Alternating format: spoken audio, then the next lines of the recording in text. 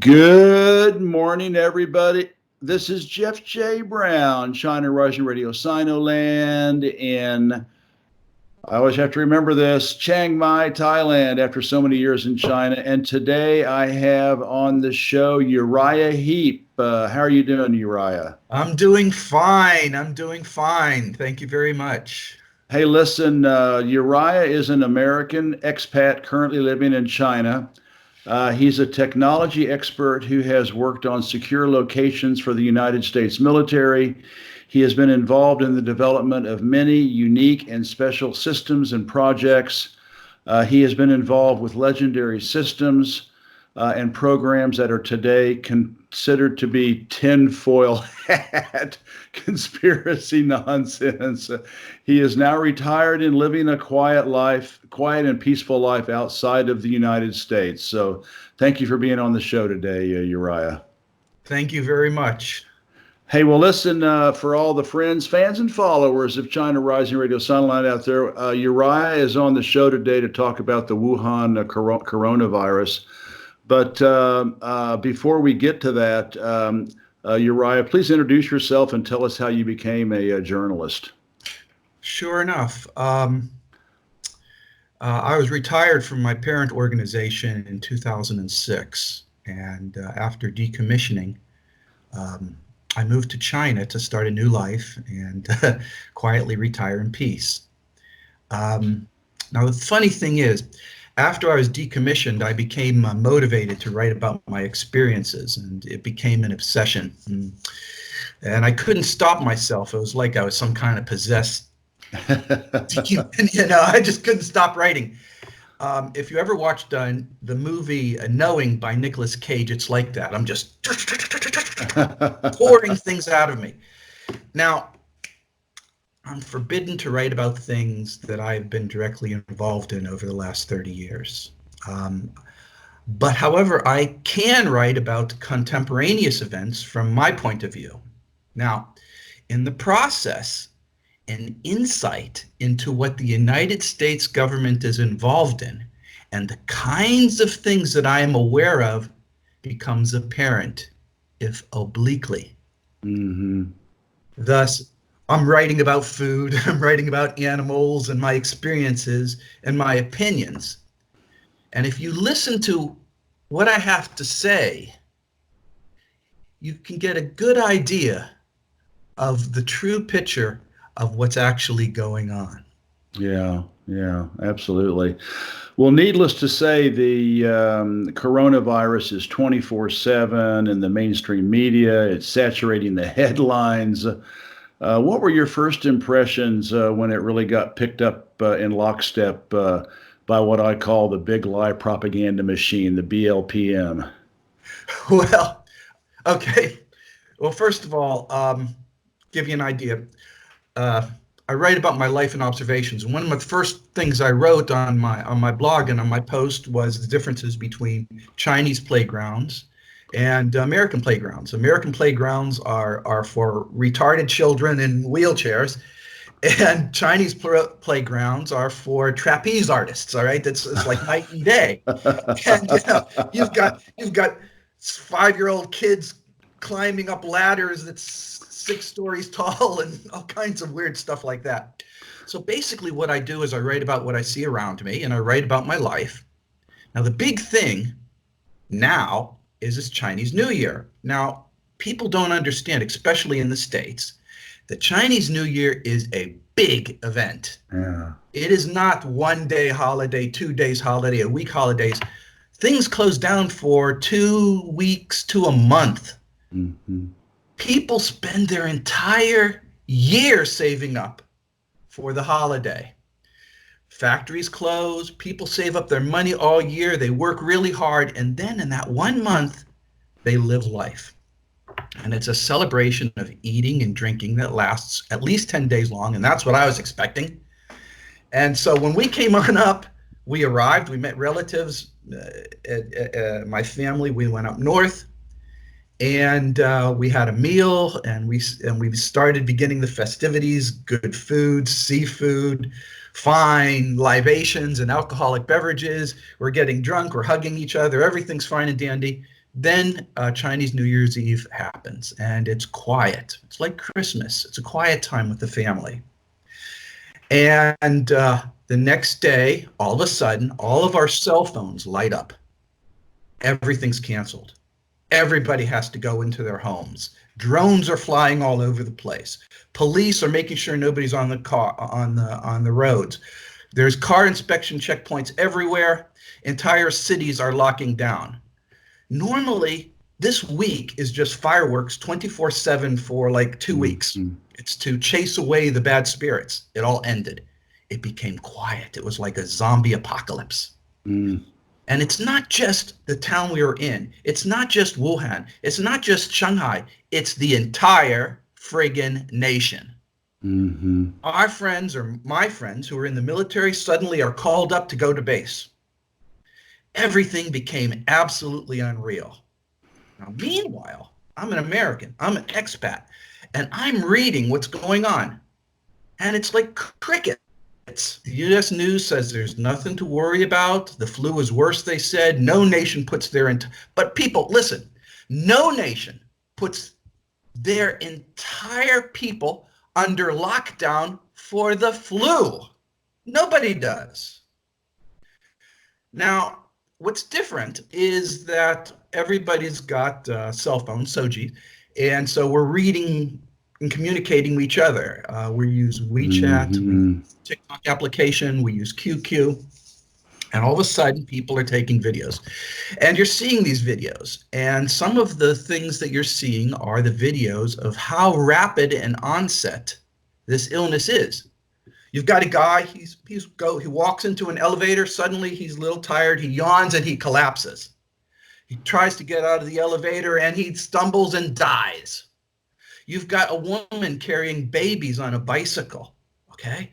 And she's carrying her babies and she's like, oh, and then she collapses on the road. You've got people walking up a stairs and suddenly he's like, oh, I don't feel good. And he dies. Sudden and rapid onset. Now, while this is going on, you have the news about local communities calling up their militia and the lockdown of entire communities, villages, and cities. Chinese militia is not like American militia. American militia, everybody's wearing camo and AK-47s and all kinds of things. In China, you put on fluorescent orange attire and you walk around with the katana swords, all right? And they are locking down complete communities. Now, Americans don't understand. China doesn't have, well, they do have, but not that many. Most Chinese people live in apartment complexes, like mini towns with a wall around them and their own police. Each one is locking down each building section. Each building section is locking down communities. Each community is locking down villages. Each village is locking down cities. It's all amazing. Meanwhile, you've got police drones up in the skies talking to people, telling them what to do. Roadblocks. People are putting up roadblocks. And people are like, what's a roadblock? What's a roadblock? Sometimes it's just a pile of dirt. Sometimes it's just a sign saying, please stay out. We've got infected people here. Very effective, let me tell you. And you've got people building cinder block walls right across the roads. They are not taking chances. The thing is, and the thing I'd like to underline is the timing of this. This timing on CNY. This is the time of the mass migration. CNY is the time when everybody is drunk and hugging each other and kissing each other and sharing food and libations. This is a scene, the playbook straight from the movie 12 Monkeys, starring Bruce Willis, where this one guy creates this lethal viral agent and visits all these major cities, and it totally goes all over the world. And the U.S. media, it's completely in another world. They're saying it's not as bad as the flu. The flu kills so many people. Instead, we're getting impeachment stuff about Trump is going to be impeached, and there's this battle, and there's this battle. Let me tell you guys a secret. Nobody gives a fuck. Nobody cares. Then we got Kobe Bryant helicopter crash. Gun rights in Virginia. I can understand the gun rights in Virginia thing, but And then there's the reports that this is all China's fault. Chinese are dirty. Chinese are unsanitary. Chinese people are spitting all over the place. China's terrible. And now, on top of that, we got that the strange illness, the strange virus, was a Frankenstein virus that needs at least 3 host critters. Okay. One, you say, is a rare bat. A rare bat. The second thing is some kind of snake. All right? Maybe a cobra. And the third is some kind of fish. And it has HIV insertions. People, this is bioweapon. Tell me something that's missing that is not in a biological weapon. This is what a biological weapon is. Yeah. Yeah, absolutely. Well, you wrote a really thought-provoking and informative expose on your website, Metallic Man, and I will include your link in the interview post, speculating that the coronavirus first detected in Wuhan, China, may be a genetically engineered bioweapon. In short, germ warfare. And so just please tell us about the history, especially recently, of viral outbreaks in China and who and why they happened. And it just so, and then this morning I wake up and there's now a deadly avian flu outbreak in Wuhan. It's just unbelievable. So please tell us what just a little bit about the history you mentioned in your article about all the avian and swine flu since 2016. Okay, well, to begin with, I'm not a germ warfare expert. I'm not an expert. I mean, I know what I know, and I can't talk about what I know. If you want experts, you go to CNN. You go to you go to MSNBC, and you go to Fox. They have experts, and they're paid a lot of money. I'm doing this for free. Okay, I'm not an expert. I just observe things. And like I said in my introduction, I observe things based upon what I know over the last 3-4 decades. Now, ever since the Trump trade wars, China has been racked with a long ongoing series of biological events and other events. See, once the trade wars began, suddenly we have a virus that wipes out the poultry industry. Okay? A virus that wipes out the pork industry, and it's propagated by drones. You don't read this in the United States. It's all over Chinese media. Custom-made drones all over China, spewing out this viral agents over all these remote pig farms. Then you have a pro-democracy protests, which is funded by the NED, which is a CIA branch, which, by the way, I know people are saying, oh, there's no proof. Listen, people, China and Hong Kong is completely wired. There's video cameras everywhere. We have China has video recordings, audio and video of Trump administration officials cutting deals with these people and training the people. All right. Pro-democracy protests, American invention. You have the terror events in Xinjiang, a suddenly awakened separatist movement in Taiwan, the arrest of the Huawei president in Canada, banning 5G technology on the war. On using this technology, at least you're going to get brain damage from using the cell phone. As soon as the American companies catch up with 5G technology, this narrative will change. Right now, if you're an American, 4G is where it's at. 4G is where it's at. Stay away from 5G. Terrible Chinese technology. None of this seemed to work because China don't give a fuck. I'm sorry. All right. I'm sorry about that. You can bleep that out later on. I'm not going to bleep it out. Okay. No worries. One of the problems, you see, that Americans have is and I'm an American, so I kind of know. America believes that China needs America more than America needs China. Yeah. True. It's not true. American exports to China are small potatoes. The largest exports is cotton and aircrafts.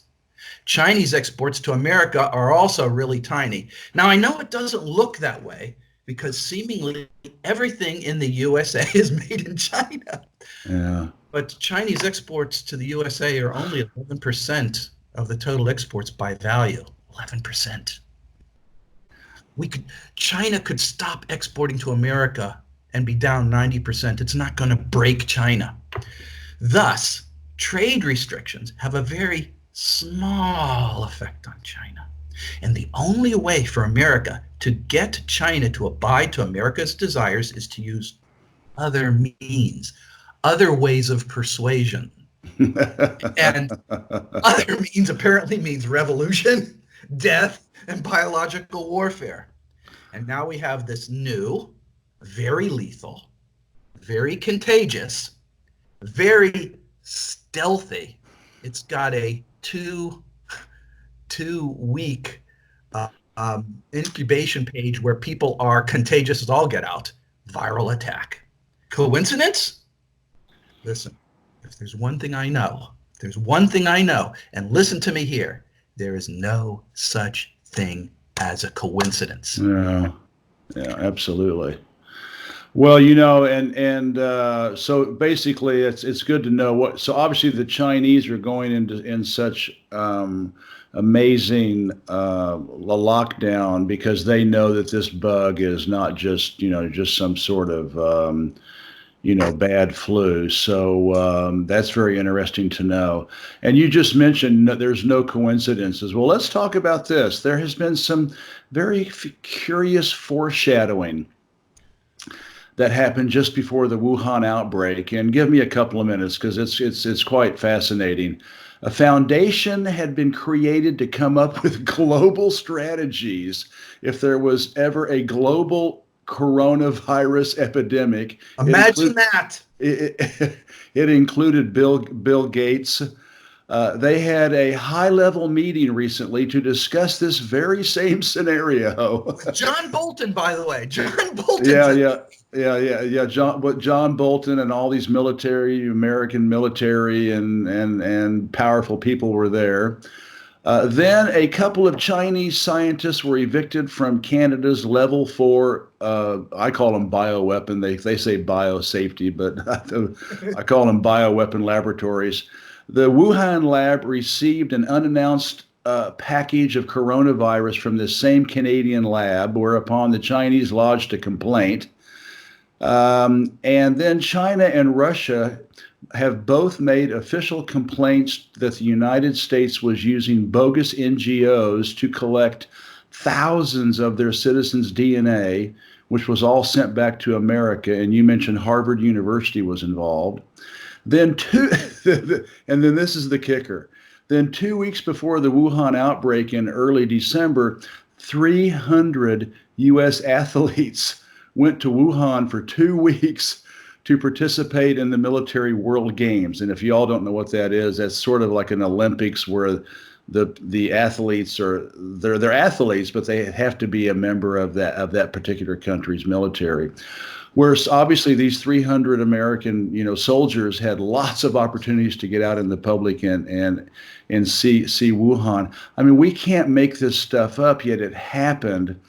Tell us about the Western Coronavirus Foundation, the brouhaha with the Canadian lab, the U.S. hauling loads of Chinese and Slavic DNA back to laboratories, and the huge delegation of American soldiers running around on the streets of Wuhan just before the virus outbreak there. Yeah, I got to tell you, it's funny. You'll see these little articles in the paper and you'll go, oh, that's nice. They're having military games in Wuhan and nothing going. Oh, that's interesting. A complaint was being lodged. And so you read an article and it kind of goes and goes into the trash bin. But then when an event is triggered, it pops up in your mind. And I'm like, wait a second. And you start putting pieces together. Now, as I said, I'm possessed and writing things. Well, for me, it's a story I can't really get into. But for me, when these events come, I can see the bigger picture. All right. And let's just leave it at that. All right.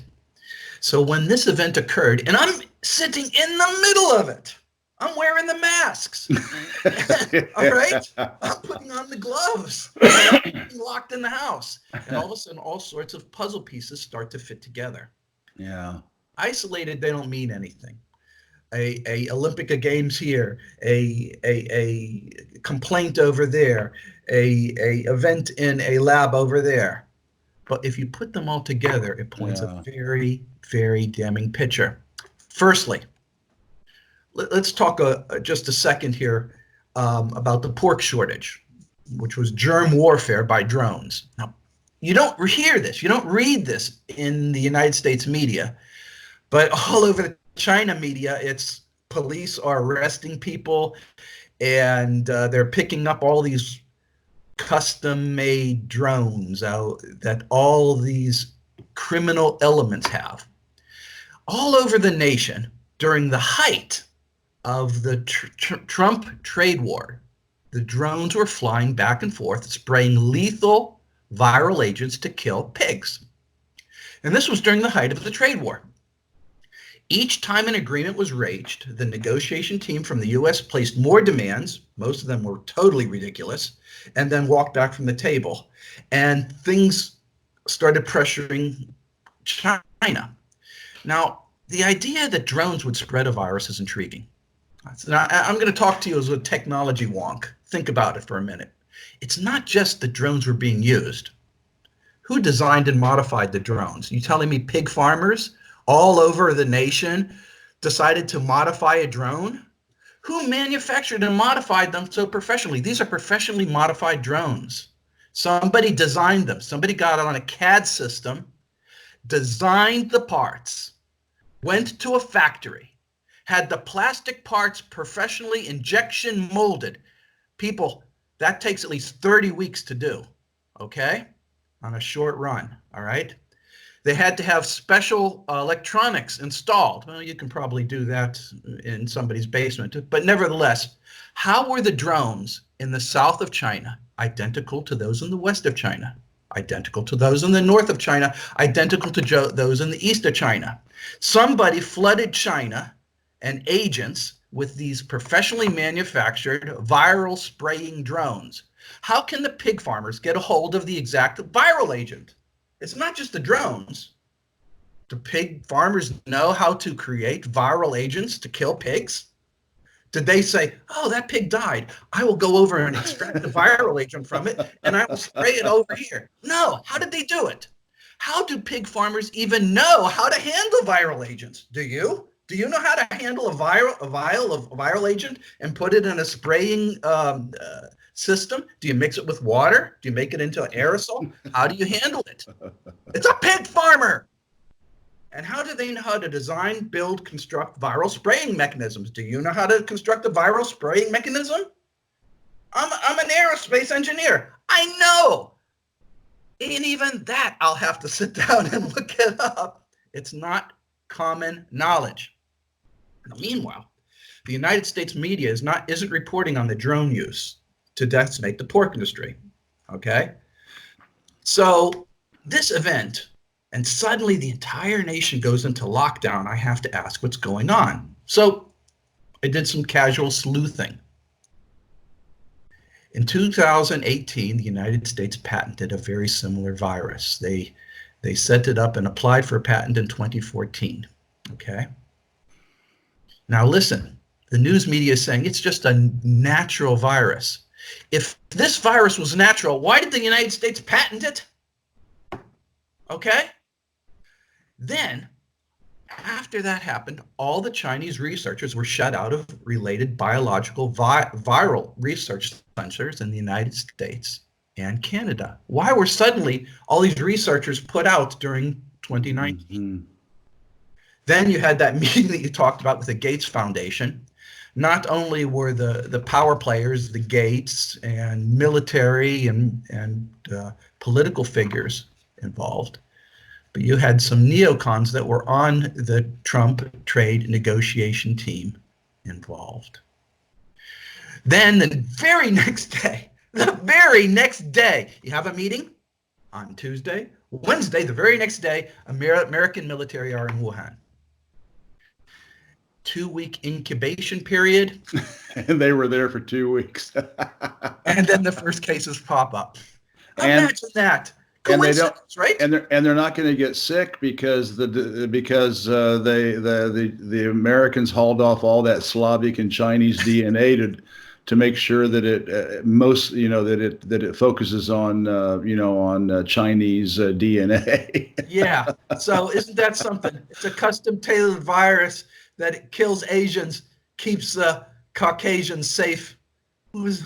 So if this stuff.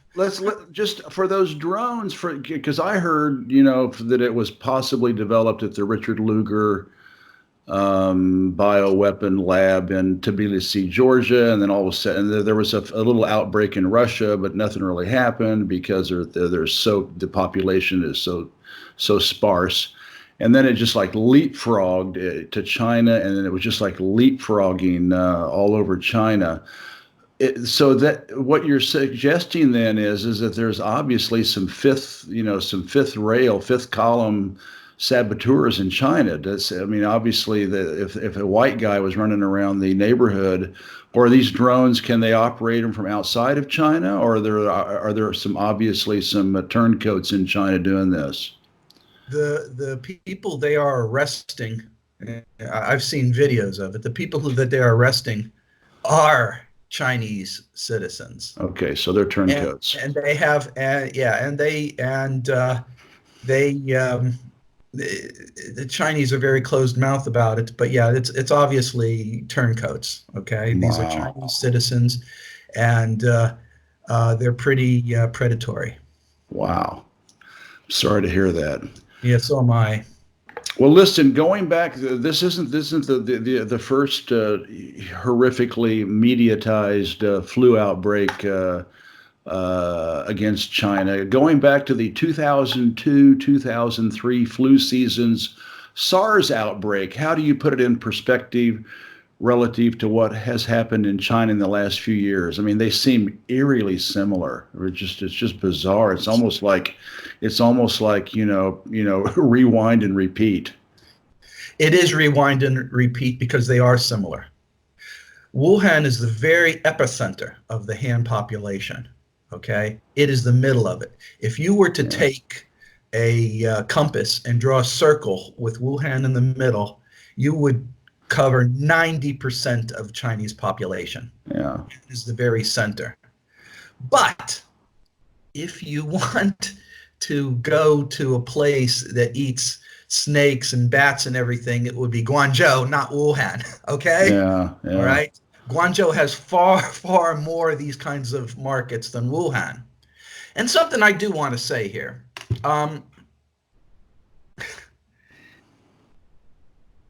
This is not something that's developed in the last 10 years, this idea of eating wild critters. This is something that's part of the Chinese culture for 5,000 years. Yeah. Right? If this kind of stuff would happen, it would have happened 5,000 years ago during the time of King, I can't even pronounce his name. Okay. So in my mind, all this SARS outbreak and everything were with viral agents that weren't as powerful to accomplish the task. They were used as trial runs.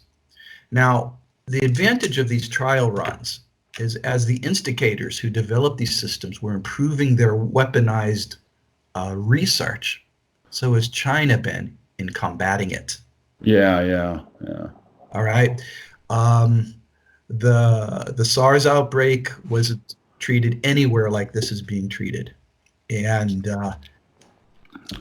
now, that being said, I want to make it totally clear that China is treating this as a biological weapons attack with an unspecified adversary. Okay? They're not blaming anybody. They're not pointing any fingers. There's not any editorials about this or that. But the military is out in full force. They're implementing all kinds of procedures.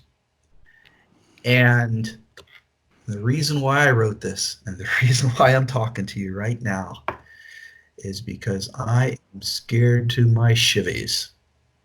Because when you keep pushing, you keep poking the panda bear, you keep on laying punches on the little kid, eventually there's going to be a strike back. America has never, ever gone through a hardship. Oh, we had a civil war and we had a revolutionary war. And yeah, America's been fighting in far-off wars, blowing up mud huts with $15 million weapons. America has never been to a Genghis Khan level event. Clear? or the Chinese Civil War. Yeah, Americans don't know. People, you have no friggin' idea. You have no idea how bad things can get. Yeah. You think, oh, well, there will be a nuclear bomb on one city. Think about every city. Yeah. You got the Satan II, Russia weapons disguised as a whale, sits off, causes a tsunami with radioactive water, wipes out about seven states in one fell swoop. Okay. You're playing around with fire, dudes. You're playing around with fire. Yeah.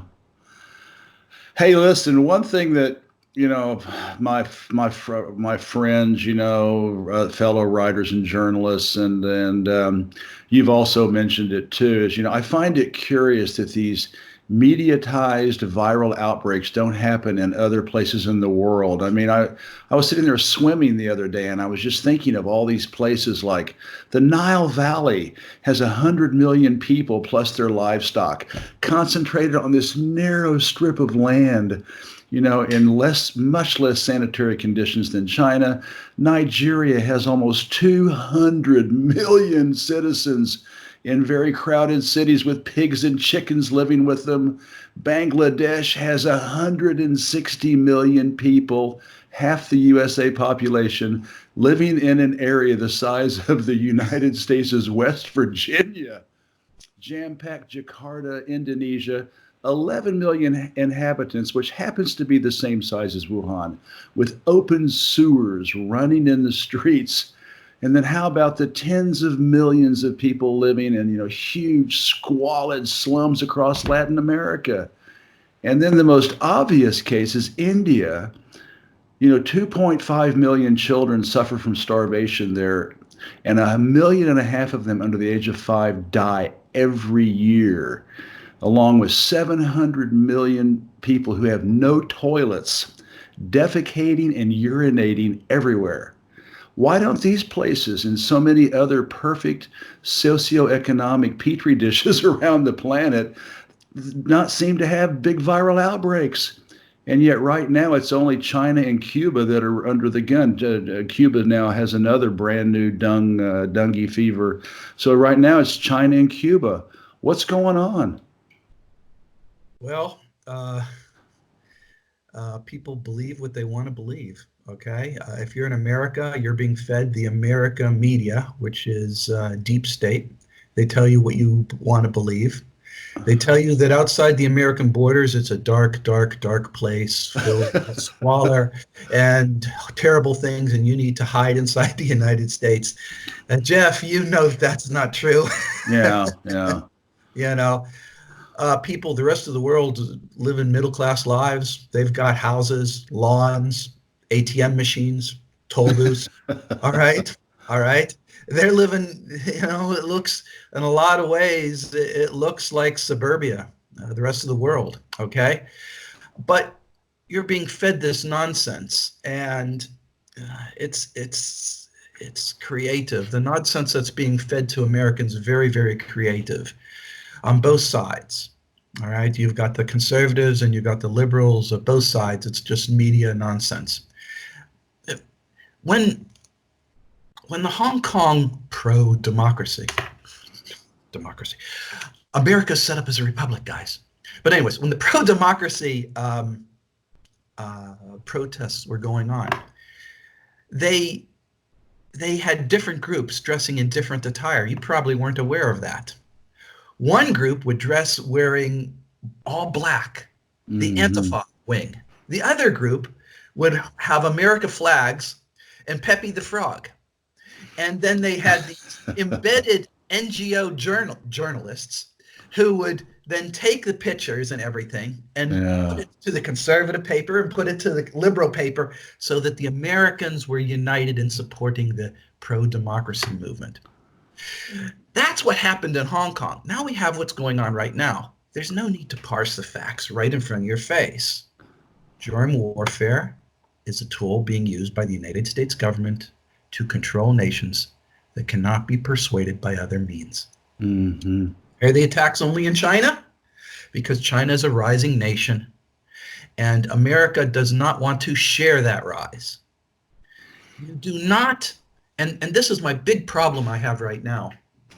You do not get larger. You do not grow by putting other people down. Down, yeah. But that's exactly the strategy.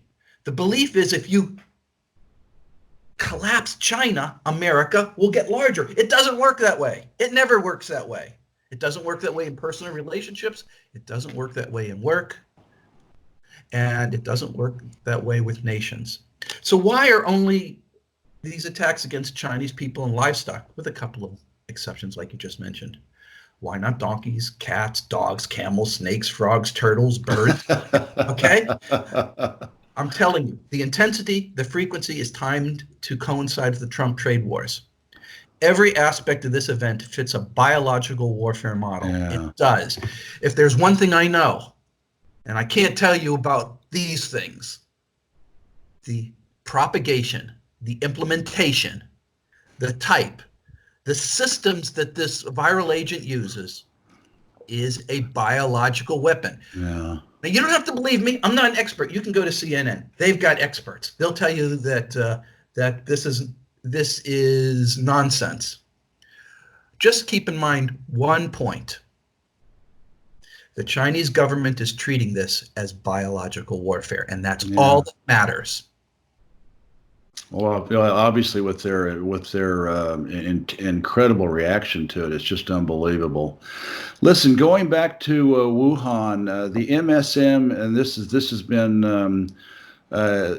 has been going around, is saying that the coronavirus is not weaponized germ warfare, but if it is, it had to be released from the bioweapon laboratory based in Wuhan.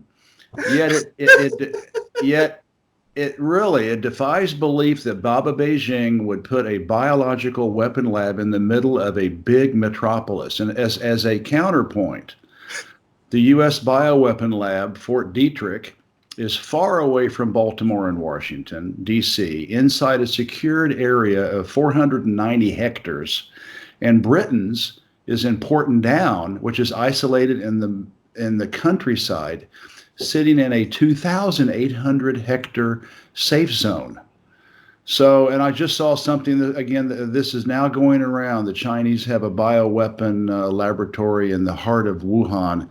Is the Wuhan lab a bioweapon laboratory, or if you want to be use the correct a biosafety level 4 lab as determined and registered by the United Nations? If not, where does China have theirs? And how does the Wuhan lab relate to China's other bioweapon facilities? All right. I'm not privy to Chinese military weapon facilities and development. I'm not. I've never been involved in designing weapons and systems for the Chinese. I have been for the United States. So I am well versed in American military development programs. I'm a technology wonk. All right. That's what I do. That's what I've done. That's my background. And I'm not talking about, modifying FZU 39B. All right. I'm talking about the new stuff, the stuff that's 5 decades advanced, maybe a century advanced. But so I've been involved in special access programs since 1981. The one I was involved in, my major one, was a waived, unacknowledged one. When you go on into weapons development, systems development, that you are absolutely don't want the general public to be aware of, you don't want anybody to be aware of, it is terribly compartmentalized. It's insane the level of protections you have. And basically, I'll use China Lake as an example. China Lake is a weapons facility located in California. On that facility, you have to get through the base. Then the base itself is compartmentalized, and you go from the base to the first compartment. Then within that compartment are other compartments, and then you have to go through gates into those compartments. Then you have to go through gates in those compartments. All right, and then you have to go through another set of gates. Each one has guards and everything that will shoot you down. I've even had a briefcase blown up. All right, I had it strapped to the back of my motorcycle. It had a peanut butter and jelly sandwich in it. It doesn't matter, okay? When you go to these facilities, you have a badge, and there's these numbers on the edges of the badge, and the ones you are permitted to access to are marked. Not only are they marked, but the guards have a clipboard that tells you whether you have access that day for that period of time. It's terribly, terribly restricted. Now, these development programs and these development facilities are not the same as what people are saying that's in Wuhan. Christ. Look, I'm going to use an analogy. It's my automobile analogy. All right? For those of you who's ever been to an automobile factory, automobile factories are enormous. You've got groups over here that are designing things, groups over there that are researching things, groups over here that are supporting things, groups over there that are manufacturing the parts to go into production. All right, a lot of activity going on. And if it's secret, it's all secret. Now, you get a brand new car, you drive it, and it's being in use. Suddenly it breaks down. Well, you have a car care center in your community that can open a manual and fix it. And if they don't have the right parts, they can get on the phone and get a part delivered. Okay? All right? So the facility in Wuhan is the equivalent of a car care center. Its only role is to identify a viral agent, all right, and come up with ways to suppress it. That's it. It's not a production facility. It's not a manufacturing facility. It's not an R&D facility. Now, to layperson, Joe and Susie average, hey, they're wearing masks. They're wearing white coats. You know, they have desks and computers. People, listen to me. It's not a R&D center for weapons development. They look quite different. They really do. And they're large and they're isolated. And so when the media is promoting this, and you've got these experts and these PhD doctors saying, yeah, there it is, there it is, there it is, I'm going, oh, Lordy. Americans so dumb to believe this, that Chinese, a nation of merit. Have you ever gone to school with a Chinese student? No, they'll run rings around you. This is a nation of merit. And they would be an idiot to put a weapons development research facility in the middle of a city that's 2 times the size of New York City. Are they out of their minds? Of course, that's not the situation. So listen, let me be very clear about this. And without saying too much, just let it be known that high technology development programs by the Chinese follow the American model. The more dangerous, the more classified, and the more critical the program and the project is, the more remote the location and access. Both the American and Chinese weapon research facilities are located in the western deserts far away from casual visitation. And in China, that's Xinjiang. Yeah. Yeah, absolutely. Well, and of course, China has all that. They've got the Gobi Desert, they've got Xinjiang. I mean, they've got Qinghai. I mean, they've got a lot of wide open spaces. So, well, thank you for clarifying that. You wrote that many countries are testing and weaponizing microbes, if not for offensive attack use, then to develop vaccines for them in case they are attacked. And the West has a long, long history of using germ warfare, not only on its own people, but especially on its enemies. And a few that come to mind are Americans using it on North Koreans and Chinese during the Korean War. Cuba's swine herd was wiped out by African swine flu in 1971. And then in 1981, being attacked by dengue fever, which is a close cousin to Ebola. And Ebola virus is owned and patented by the US military. And Zika virus is patented by the Rockefeller Foundation. The US maintains 3 bioweapons labs in West Africa and the Richard Lugar lab outside Tbilisi, Georgia. In both areas, viral outbreaks have occurred among nearby people, with hundreds dying as if they are testing these new viruses on the local population. Yet just about every country in the world except Israel, no surprise there, has signed the UN's Biological Weapons Convention, which is obviously being flagrantly ignored. Please tell us your general take on this global phenomenon and what it means for the future of the human race. Well, certainly the globe is undergoing change. I think everybody realizes it. The United States is undergoing severe change via the fourth turning model, which I actually believe is accurate. It is a dangerous time, and change is always uncomfortable. Now, things are cyclic, so by 2030, things should stabilize and mankind will change with it. But in the meantime, this decade is very dangerous.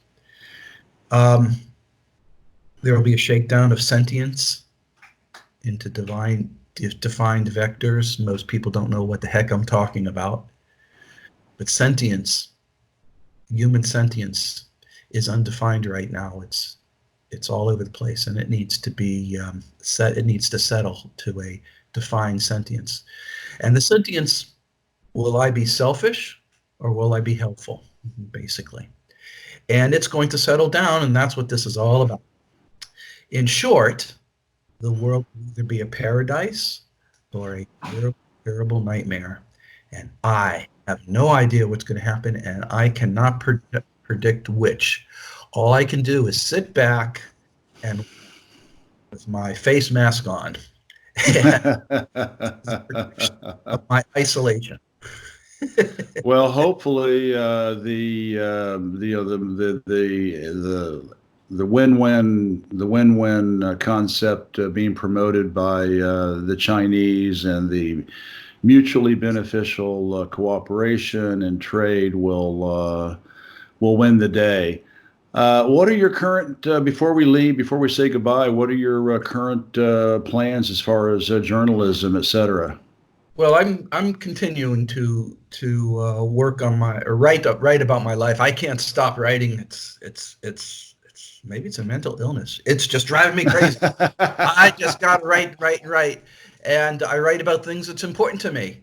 And all kinds of things are important to me.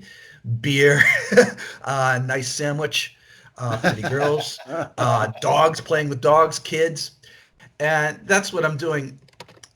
There's no particular journalistic fervor for any particular event. The only things that seem to strike me are, in my mind, things that are so obvious based upon my experiences. My experiences are unique, and when it comes to development of weapon systems, high technology, and other tinfoil hat stuff, I happen to know what I'm talking about. This is a biological weapon being used. It is being used by the American government without congressional approval, and it is being used as part of the Trump trade wars. And I know that President Trump has a large following, and he's doing what he feels is best. But I'm very concerned about it. And I'm going to tell you why. And I'm not knocking the president. Trump is there because America needs him right now, domestically, not globally. The problem is, when I was in my high school years, we used to go to these things called keg parties, and basically it's a keg of beer in the woods, and we would go out there, and we would hang out, and then we'd all hop into our cars and head home. Sometimes it would be a van, sometimes it would be a Camaro, and we would do that. And sometimes, a lot of times people would be too drunk to drive, but your only way home out of the woods would be to hop in that car and ride home with this guy who couldn't see straight, and he was up and down the roads and all kind of crazy. And people, that's what's going on in the United States right now, and we're holding on for dear life. Do not be under the impression that poking China is going to have the same effect as bombing Syria. It's not. It's not going to be the same effect as attacking Yemen, blowing up Libya. It's not going to be the same as Afghanistan. It's not a third world shithole. China has surpassed the United States on many, many levels. And this is a nation that is run as a meritocracy. The leadership got there through skill and ability, not from paying somebody for placement in Harvard, okay? They got there through skill and ability.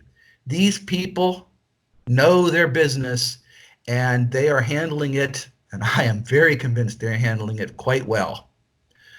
And this is a warning. This is a warning. Please heed what I have to say. This kind of nonsense has to stop. It has to stop. I love America. You don't want to see, as I've said before, you do not want to see the Genghis Khan response. And at that, I'll leave it. I'm going to go play with my kids and dogs. Remember, I'm retired, so I just want to have fun, and hopefully this will blow over, and then I can continue just playing with my damn dog. So, Well, listen, Uriah, thank you so much for being on the show. I know this is going to be widely viewed by people around the world, and so hopefully some people will hear what you have to say. And I agree with you. I mean, you and I lived in China for 16 years, and I understand exactly what you're saying. And not far from you, we lived for 3 years in Shenzhen. And so thank you so much. I'm sure that we will continue to talk to communicate with each other, and I think we've become kind of email pals. So anyway, thank you so much. Thank you so much for being on, and I'll let you know when this is posted so you can share it on your website, and I'll share your website with all the fans on my post. thank you very much. Bye bye, Uriah. Okay, take care. Have a great day. Bye bye. Bye-bye.